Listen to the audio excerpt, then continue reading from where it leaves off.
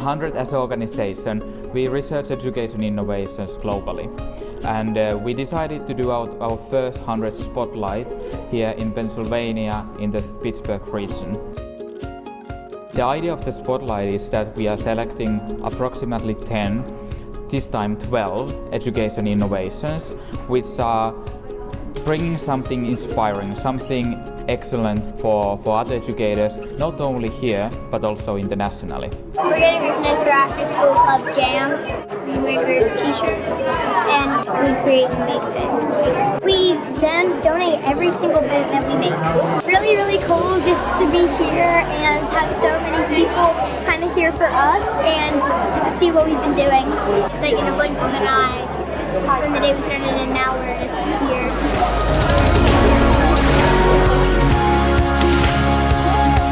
We're just very humbled to be here.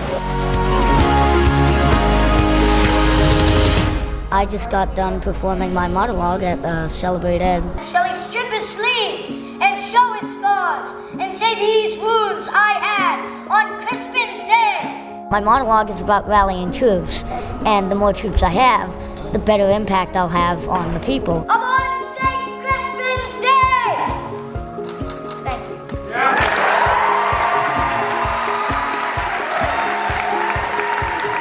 Makes me feel like an important person, if I'm being honest. So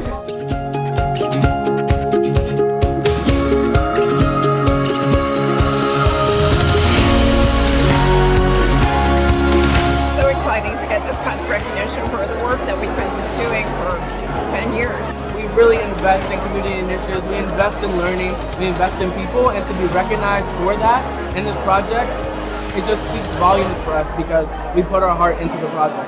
Wonderful and a true honor to be featured on this tour where Pittsburgh's being celebrated.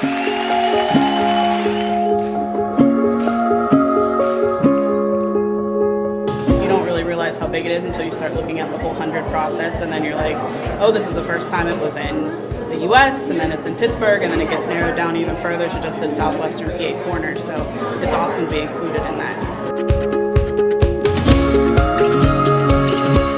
To take this moment and just say salute, because when they said you couldn't, you decided that you could. When they said why, you simply said because you should. There are a lot of exciting things happening in the classrooms all over the world. And we hope that through the 100 Spotlight processes, we are able to showcase some of them. County Executive Rich Fitzgerald and Mayor William Peduto, by virtue of the authority vested in us, do hereby proclaim September 24th as 100th Day in Allegheny County in the city of Pittsburgh. The beauty about Pittsburgh is that we all come together, we all work hard, we all try to make a difference in kids' lives.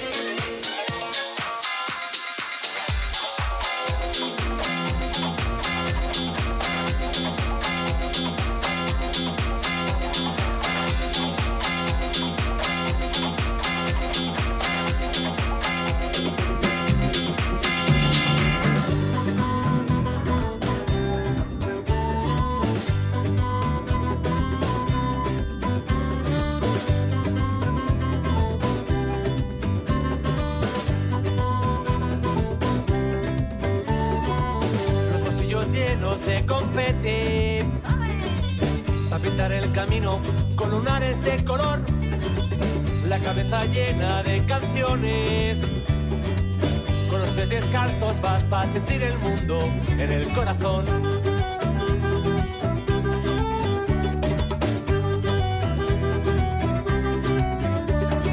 Vente, vente conmigo, vente. Vente conmigo, mi niña, que sale el sol. Vente, vente conmigo, vente. Vente a pintar estrellas de color. Ley, ley, ley, ley.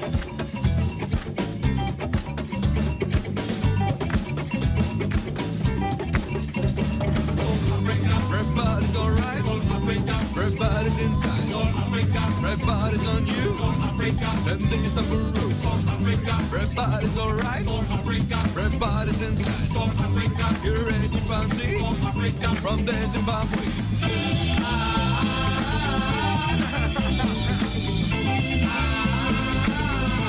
Alright, baby.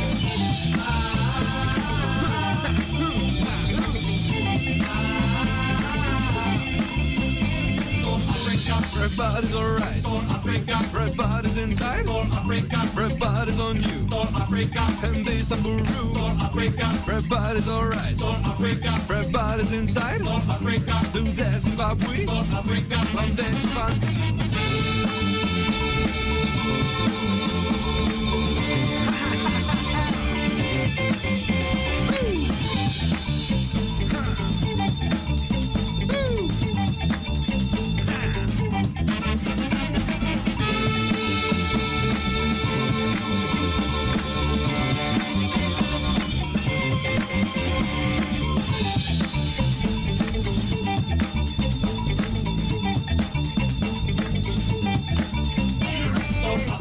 Everybody's alright.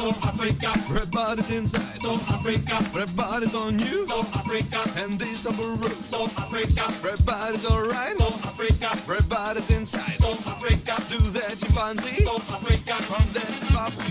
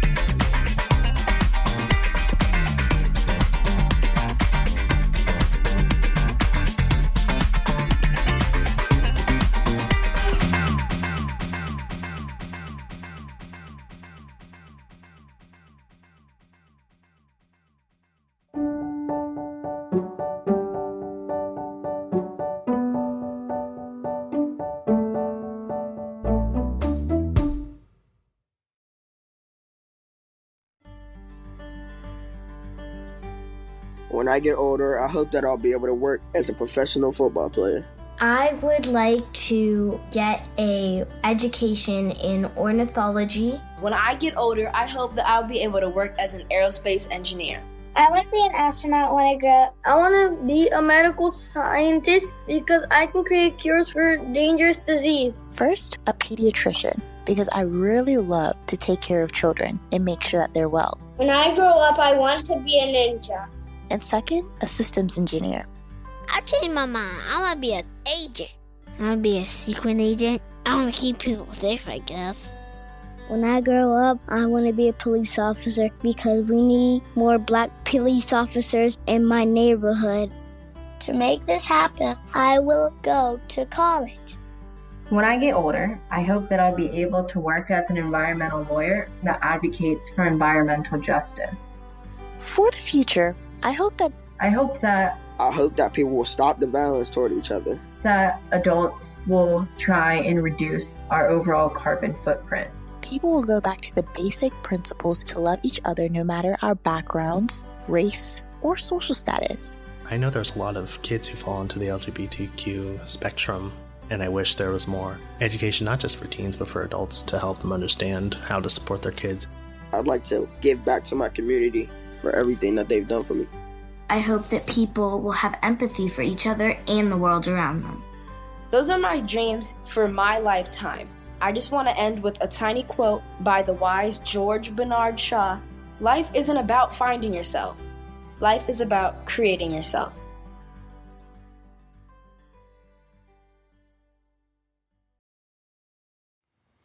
Something I've learned in my teaching career. There are a lot of topics in the world I am in no way qualified to teach. Something else that I've learned, sometimes I have to teach those topics anyway. A great example of this is when I was teaching at a public high school in South Brooklyn in 2008, where our white principal decided that the faculty should teach a cross-curricular unit on American slavery to our mostly black students. Although I was exceedingly skeptical about the entire plan, I was in my first year of teaching at that school, so I put together what I thought was a very interesting presentation on slavery for my freshmen, only to be met with row after row of stony expressions. They weren't bored, I realized. They were angry. "What's up?" I asked them. "We've been learning about slavery since 6th grade, Bianca said. "Yeah, can we learn something else about black people, please?" Dwight said. On my commute home, I thought about this and realized how awful it would be to be taught the same depressing topic about my people year after year. I mean, what if I was promised lessons on the Irish, but instead of learning about Yeats or Book Illumination or the Gaelic language, I was presented with the war in Northern Ireland for the 4th time? What did that teach me about my heritage? What was I proposing to help teach my students? And why didn't I know more about their culture than slavery myself? Well, I couldn't throw out the curriculum because the other teachers were counting on me to cover at least part of it. And I certainly didn't relish the thought of the late-night research I was going to have to take on in order to be at least a tiny bit qualified to teach something different to these students. But if I left the comfort of topics I already understood, maybe I could find something new for us to learn together. So the next day, I asked the class what questions they still had. It took some prodding, but eventually they agreed that they did wonder about a few things, which set the course. They were interested in slave rebellions and what it was like to be a smart person who is enslaved, and how it came to be that free black people sometimes enslaved other black people themselves. We studied all of those topics. Finally, at the end of the unit, I presented my finest piece of research, the facts that had me wide-eyed and gesturing to an empty room at 10 p.m. one night. Many of the avenues and streets in Brooklyn are named after Dutch settlers who founded the city. Settlers, that is, who had owned slaves. I will never forget the silence in the room as my students scanned the list of street names and avenues and found the one that they lived on, or which their grandma lived on, or where their doctor's or dentist office or church or grocery store was located. It was shocking. Bianca pointed out that Stuyvesant High School, long considered one of the best public high schools in New York, was named after a slave owner. After quite a long pause to consider, Dwight announced that he'd never walk down Marcy Avenue again, even though it was parallel to his home street. On that night's commute home, I wondered if I had gone too far. By venturing beyond the rote, the familiar, the boring, had I upset my students too much? Should I have stuck to what I already knew, that enslaving people was bad, and that it had happened in the American South a long time ago by white people who had been defeated in a war? Was it wrong to bring history to our lives today? I had my answer the next day when Dwight came rolling up to me before school began. He told me he'd been reading up on Black culture in New York, and that weekend he was going to go to Harlem and walk around and see the plaques and stuff, and walk down Malcolm X Boulevard. I told him 125th Street is also called Martin Luther King Jr. Boulevard, and he smiled and snapped his fingers and headed off into his day. He didn't seem broken by the weight of new history at all. If anything, he seemed empowered. I realized that my teaching had become better because instead of assuming I knew everything and that my students knew nothing, I asked them what they didn't know and was willing to learn more myself.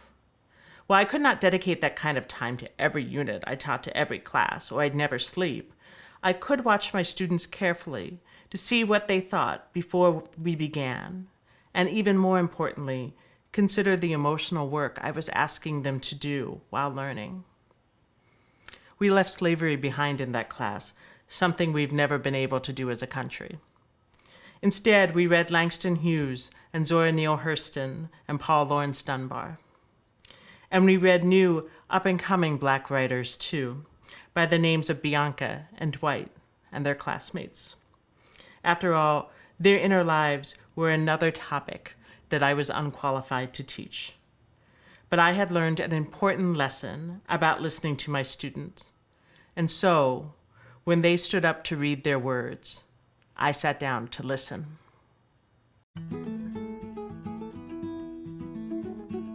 Hi, I'm Greg Baer, Executive Director for the Grable Foundation, and also co-chair for Remake Learning. Today is World Teachers Day, and on this day, and ideally every day, we honor the thousands of educators across our region and beyond who dedicate their craft and their love to our kids. Many thanks to our DJ, Joseph Wilk. He's the librarian at Pittsburgh Dilworth. Thank you also to our storyteller, Shannon Reed, for her reflection. Shannon is a visiting lecturer in the Department of English at the University of Pittsburgh. She's taught in New York City's public schools and is the author of Why Did I Get a B? And other mysteries we're discussing in the faculty lounge. As educators, you're in our schools as teachers, principals, and administrators. And you're also in our early learning centers, in our libraries, museums, and out-of-school programs, on our fields, rinks, and tracks, online, and in all of the places where young people learn. We wish we could celebrate you on this special day like we did last year in the jam-packed O'Reilly Theater in downtown Pittsburgh. But we're glad to be with you here virtually, and we're eager for what this hour holds. In our forever changed educational landscape, we can shape what comes next to make learning more relevant, more engaging, and more equitable. We can choose either to limit ourselves or to pursue limitless possibilities. Those abundant possibilities will be apparent today. With the help of Saturday Light Brigade, we'll hear teachers talk about what they do, and also about the ingenuity and creativity of their students. We'll hear parents talk about the amazing teachers in their children's lives. We'll hear students talk about their own hopes and dreams, and also their worries. And we'll hear from Deepak Ramala, who will be joining us from halfway around the world to share some life lessons. So let's go. Let's hear first from some extraordinary teachers. I enjoy everything about teaching. The interaction, I enjoy getting excited to share with the students something new or hearing what they're doing. I wanted to become a teacher because I saw you're able to help students find their voice. If you give a person their voice or allow them to use it, they could change the whole world. So I just think it's really awesome to be able to do that and be that middle person, like a liaison. That's why I do it. Committing yourself to service to your community. Probably the most satisfying is when years and years later, you see a kid that you thought maybe you weren't reaching, and you see that some of the things that you had taught them had made a difference. Teach them a skill on Monday and then to see them grow. I find that very rewarding. I feel that it's very empowering. Seeing how excited they are when they are satisfied with something that they do, and knowing that you had a little part into that, that's the most amazing thing about being a teacher. One of the most satisfying things is to see success, like actual success. I've been at this particular school long enough to see students go through 9 through 12 and then go all their 4 years through college. I work with people who have such a wide range of experiences. Teachers who could just as easily go into a much more lucrative profession, but they follow their heart.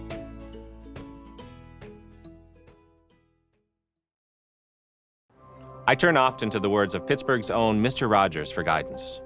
One of the greatest dignities of humankind, he once said, is that each successive generation is invested in the welfare of each new generation.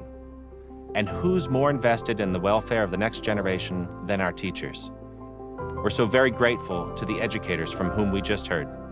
For nearly 15 years, the thousands of educators and learning allies who compose Remake Learning have been igniting experiences that are relevant, engaging, and equitable in support of young people navigating rapid social and technological change. Earlier this year, on 143 Day, Remake Learning launched a campaign called Tomorrow. It's a campaign that calls us to forge a future where each day holds promise for every learner, where youth, families, and educators connect timeless ideas and new ways of learning to prepare for what comes next, no matter what tomorrow might bring. At its core, Tomorrow asks us to remake our tomorrows so that all young people will flourish. Since May, the Tomorrow campaign has published more than 24 stories, hosted nearly 20 online conversations, convened a local commission, published 2 reports, distributed more than $1.5 million, reached more than 26 million people, and actively engaged more than 25,000 of you. You've offered ideas about building better relationships among educators, families, and youth in our new learning landscape. You've asked hard questions about race, gender, and belonging. You've proposed ways that we might navigate what comes next. Please keep sending your ideas and asking more questions using the hashtag #RemakeTomorrow. Up next, we'll hear from some teachers highlighting the accomplishments of young people. Then, we'll hear from some young people themselves, representing Alumni Theater Company. Also coming up are children and parents describing what teachers did for them. And finally, listen closely to the voices of some provocateurs. I'm amazed at what students are able to accomplish when they harness their personal creativity and drive. So I had this one student for 4 years. She was brilliant, absolutely brilliant, but she was so scared of expressing any of her ideas or answering anything in class. One student was just constantly in trouble, constantly pushing the rules, constantly just, you would have sworn he just was there for the food and, he just wasn't engaged.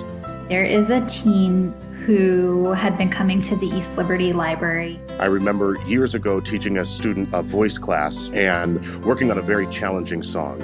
I would work with her during some study halls and with other group teacher meetings just to get her to break out of the shell little bit by little bit. And it was a slow confidence builder where when she was in her senior year, she was given full-on presentations expressing that brilliance. A few years later, when I was working at Wilkinsburg, and he came up to me and he had become an electrical engineer and was real excited to see me and was, thanking me for the things that I taught him, and it blew my mind. I actually kept seeing news articles about him, and the most recent one I saw about him was about him getting a scholarship to and being accepted to an HBCU and how he was about to start his college career. The 6th grade students at our school developed lessons to teach younger students about the issue of ocean plastic pollution. And as they finally reached that high note, you could see the joy in their eyes. Years later, buying tickets to see them in their first professional show is just a full circle moment when you know as an educator that you've done the job that you were destined to do. I'm glad to be an educator because I get an opportunity to learn from the students. They teach me far more than I can ever teach them.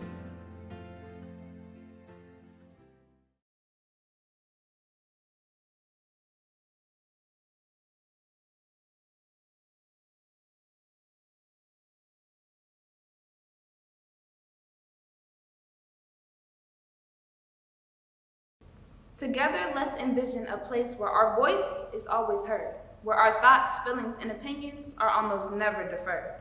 When we learn new things, we feel free to make mistakes because these small errors won't feel like they put our entire futures at stake. We work hard and get the credit. We too can speak our truths and not regret. The school system treats us like we're dumb and useless. But I'm 16 and had to grow up and learn things before I even turned double digits. Ruby Bridges walked into an all-white school in Louisiana in 1960. My grandma started school in 1968. It's 2020, and our education still isn't equal. You do the math. Solve for X, where X is you. What are you worth? How much knowledge do you hold? Knowledge is power. It's something that can never be taken away from you once you obtained it. In order to obtain as much knowledge as possible, school needs to feel like a safe place, somewhere a person wants to be. A happy place, a safe space, something kind of like a home, a place you could never feel alone. X equals compliance. Talk to your friends at lunch, laugh, have fun. Though, don't have too much. We wouldn't want to be disruptive. Don't bully. Report bullying. Though, when you do, we'll make sure we talk to them. And then, move on. Being met with a reprimand instead of a good morning upon entrance does not make a student ready to learn. In fact, it pushes them more farther away from wanting to be at school and learn. Yes, adults have power and control, but I feel like they often forget that students are human too. We're sensitive and have feelings and lives too. We have bad days too. Patience is a virtue, and though sometimes students forget those exact same things, you have to understand that we're still trying to figure it out ourselves. The being this thing called life. Sure, schools teach us valuable things, but the system needs an upgrade. The world is not how it used to be. Now people can drop out of high school and record themselves playing video games, making up to $1,000 to $5,000 a month. The pro gamers make up to $15,000. And even though the school system should be preparing us for adulthood and finding a job, seems like nowadays people don't need an education to do that. X equals hard work. Do your homework. You have to get good grades. Though grades don't matter. We just want to make sure you understand the curriculum. But don't get bad grades. It's hard to focus. It's hard to even feel safe. Lately, it seems like the flaws of school outweigh the benefits of it. School shootings, sexual assault, sexism, racism, favoritism, and just not being able to express ourselves. I wish school was like home, comforting, welcoming. I wish the system just remembered that we're still kids and that they used to be kids too. You remember how it felt when you were our age still trying to figure this world out? And I know certain things can't go without acknowledgement. I just wish there were more patience and empathy used when educators are dealing with students.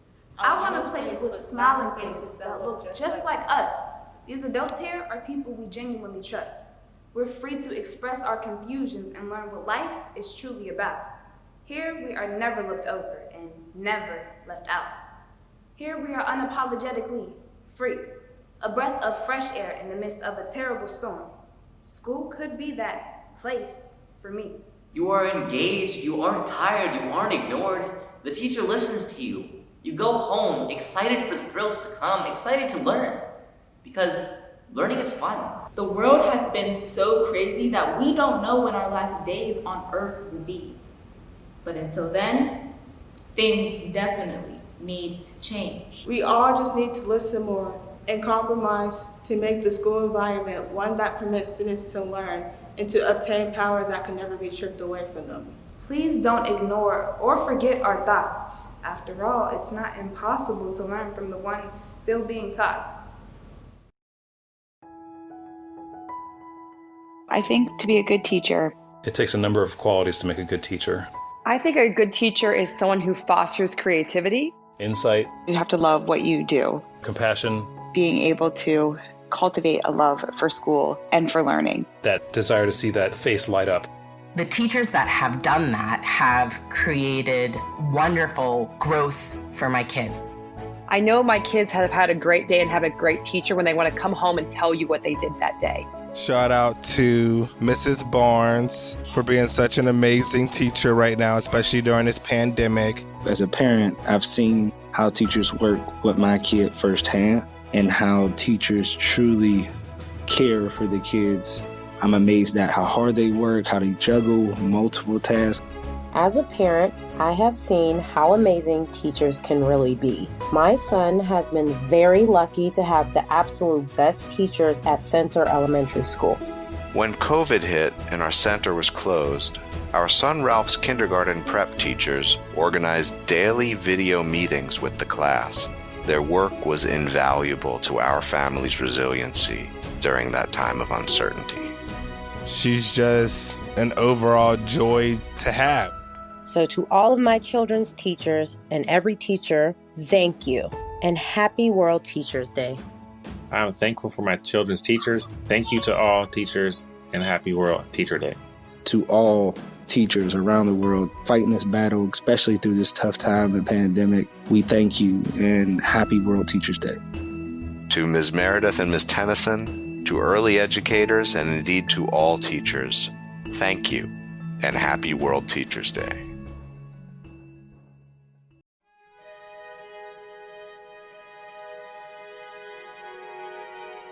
My name is Timothy Jones, representing Techniques for Learning in Hip Hop Ed.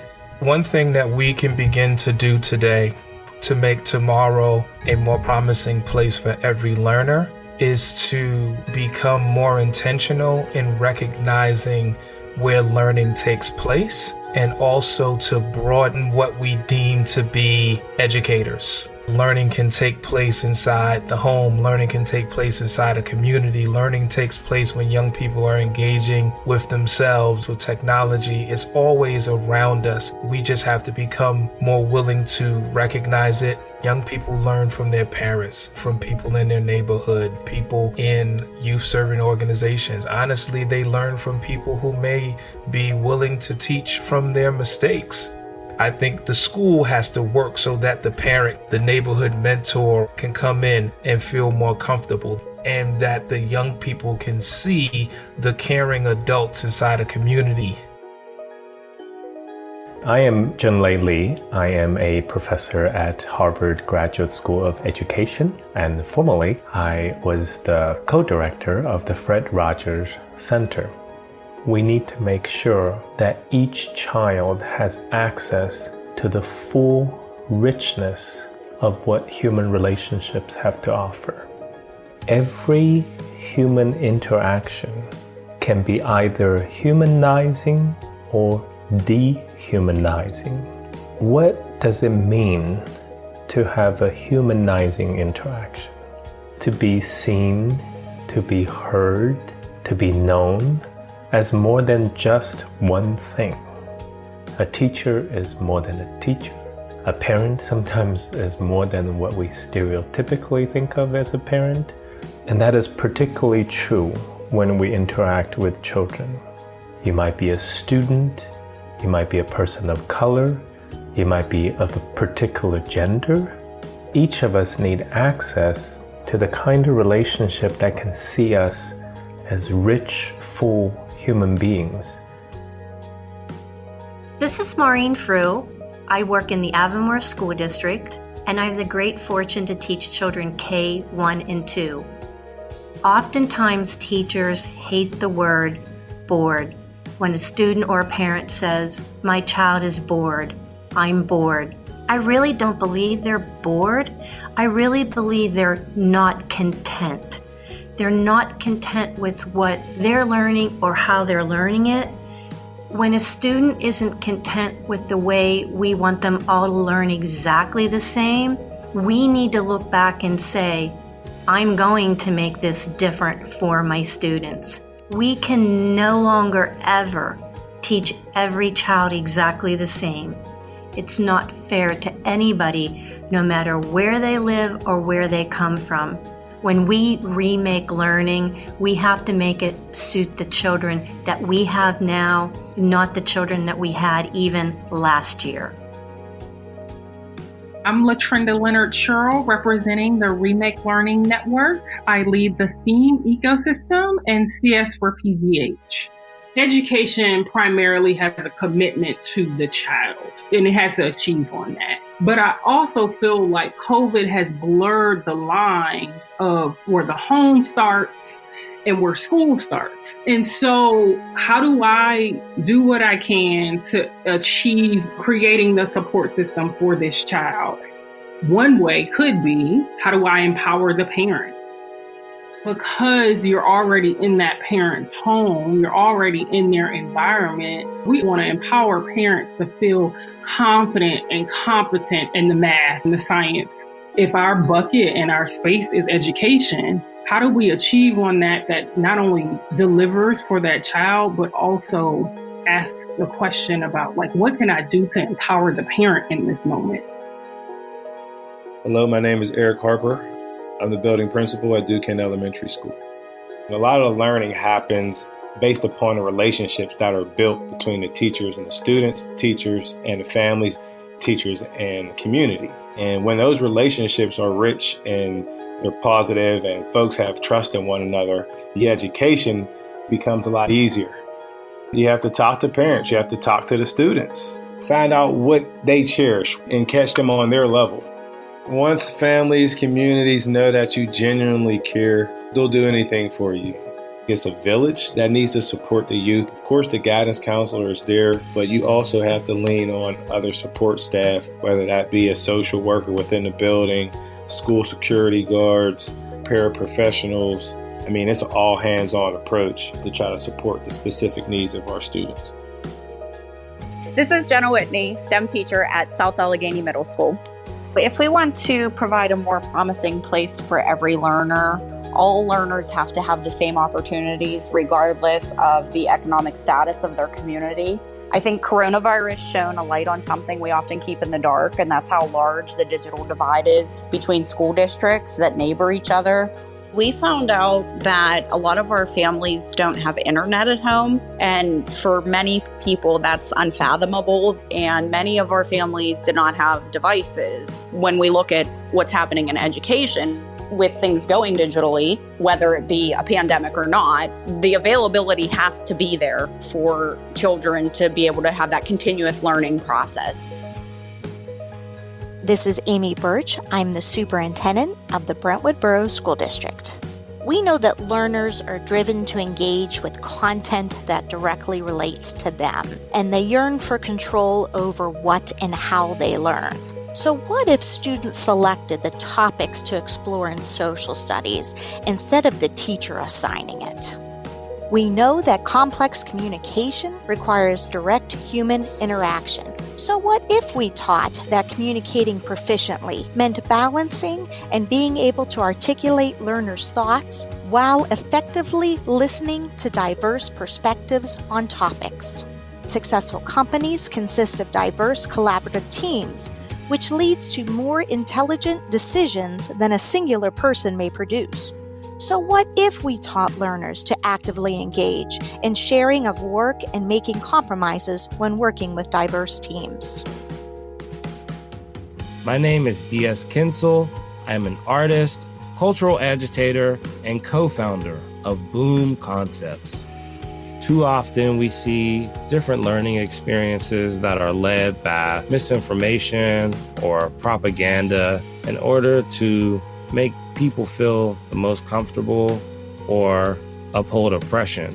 We have to be comfortable in a space of discomfort. We can tell the truth from kindergarten all the way up to college academics. And by speaking truth and teaching others what inhumanity may look like, it will teach them how to be closer and more true and more humane in their everyday existence. It may not necessarily be an institutional solution or approach bringing truth to light. What I'm suggesting is a very personal step that we all have to take within ourselves, at home, and bring that to our work as educators.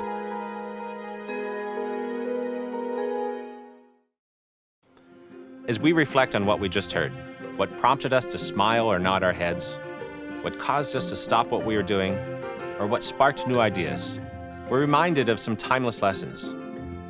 The kids want to know that they're safe and that they're loved, that relationships really, really matter, that every learner is wondrous, creative, and has passions to learn. The teachers are sometimes learners, and learners sometimes teachers, and that we have urgent work to do to realize better tomorrows if we genuinely mean all when we say all. What we want for our young people is possible and achievable. If we reckon with uncertainties ahead, with our failures and shortcomings, with systemic injustice, we can, together, unlock a future enriched by the brilliance of our young people. Deepak Ramallah has heard these very messages from ordinary people on every continent. It's my honor to introduce my friend Deepak, who will share lessons learned right here in our own backyard and in places spanning our globe. He's the founder and artistic director of Project Fuel. Deepak, welcome to Celebrate Ed. Hi, my name is Deepak Ramallah. I'm a poet and an educator based in India.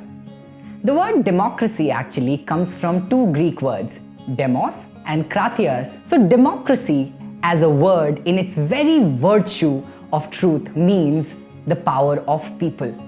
I emphasize on that because my entire life, my career, and my way of thinking has been baselined by that philosophy. I started teaching at the age of 17 and ever since have put in people and their power at the center of every conversation. I had the chance to meet so many incredible people whose story I contributed to, and most of them told me something that pulled me out of the trenches to soar into newer experiences.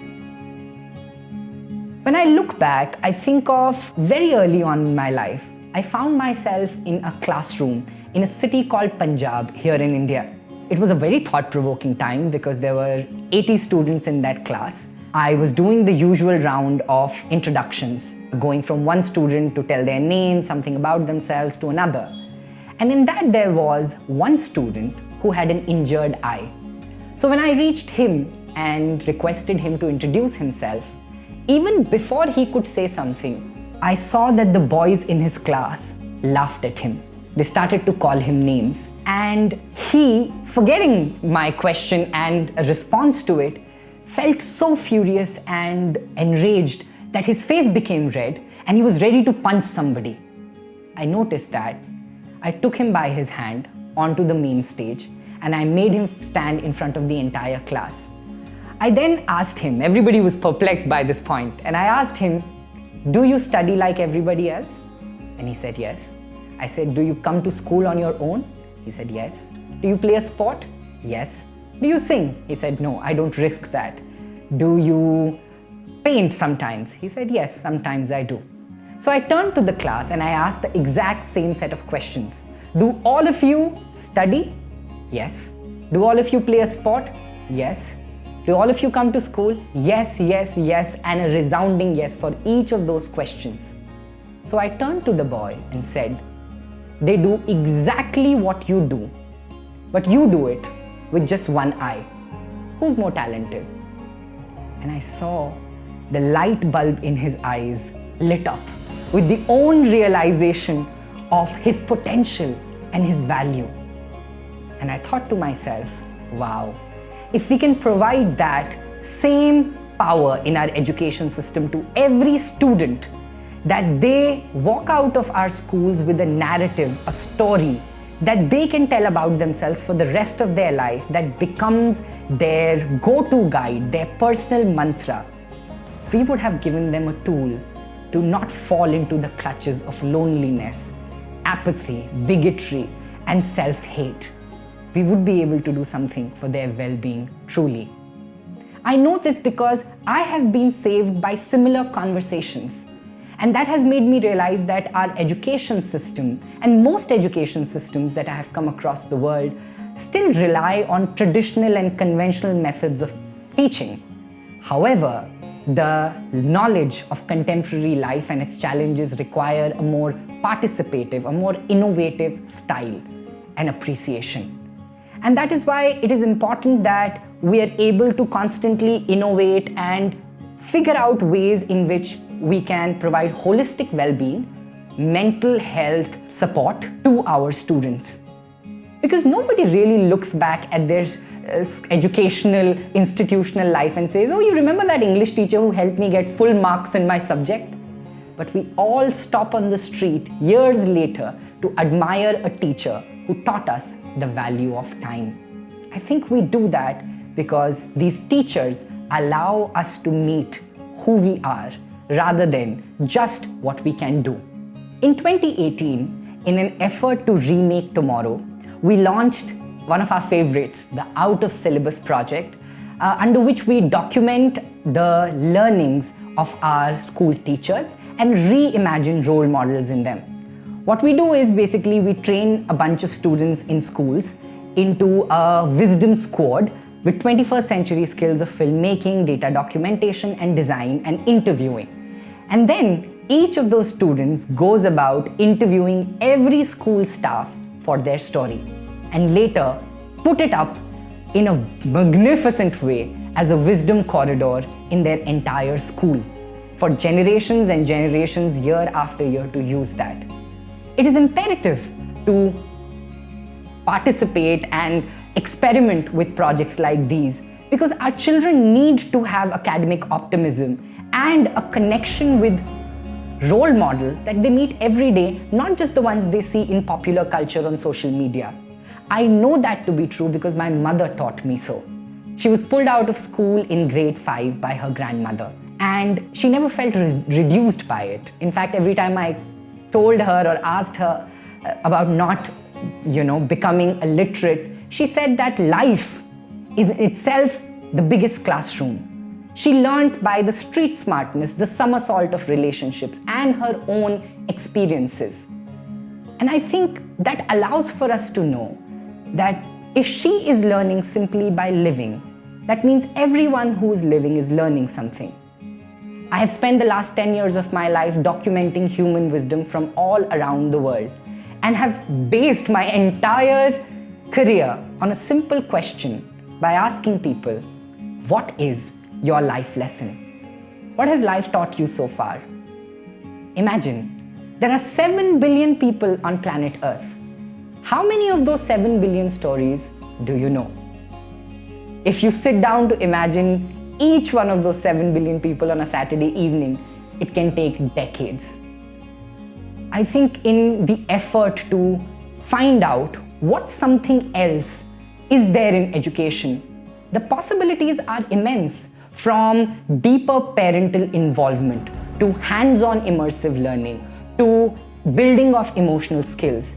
The insights and suggestions contributed by many people across the education sphere for the Remake Tomorrow campaign are phenomenal and revelatory. They teach us through the data derived from the themes and patterns of these suggestions that everybody wants for our children to learn how to hold space for each other. I think if we are able to treat and train our children into feeling comfortable in expressing themselves, in speaking their minds, in exploring their extracurricular talents, in their innate skills, this pressure of making something out of them will ease out. So we have to treat our students as our collaborators, not just as our beneficiaries. We have to stop treating them as empty vessels that have to be filled with information. Rather, they are maps full of discoveries, not differences. So, let's join hands and make a promise that we will contribute in remaking a tomorrow where we are not forcing our children or turning them into stars, but rather honoring them as constellations, full of wonder, dreams, possibilities, victories, failures, tales, surprises, and most importantly, faith.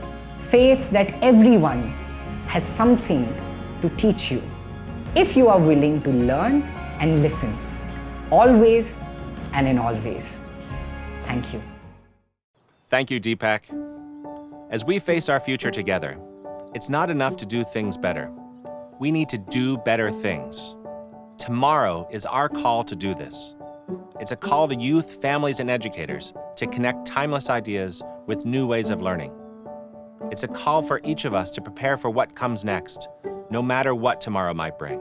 Please join us for upcoming events, to read new articles, and to add your voice to this incredible campaign by going online to remakelearning.org/tomorrow and by using the hashtag #RemakeTomorrow on your favorite social media platform. Our tomorrows will be shaped by the things we do today. Let's do the work. You've probably been thinking about the future a lot lately. About how our world is changing. About whether a robot could do your job. About how the way you get to work, or shop for food, or unwind at the end of the day is changing. About what kind of a world future generations will inherit. We've made it through uncertain tomorrows before.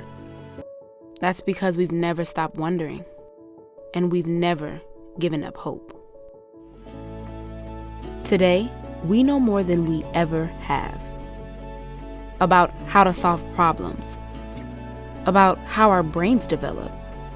About how to stay grounded in what makes us human while exploring the frontiers of what humans can make. The future holds tremendous promise. Promise that we can find the potential inside any learner. Promise that together we can nurture that potential in each and every child. Promise that we can let loose the brilliance of an entire generation. That future is closer than you think. But to make a better tomorrow, we have to act today. Let's forge a future that holds promise for every young person. Let's connect timeless ideas with new ways of learning. Let's prepare for what comes next, no matter what tomorrow brings. Learn more at remakelearning.org/tomorrow.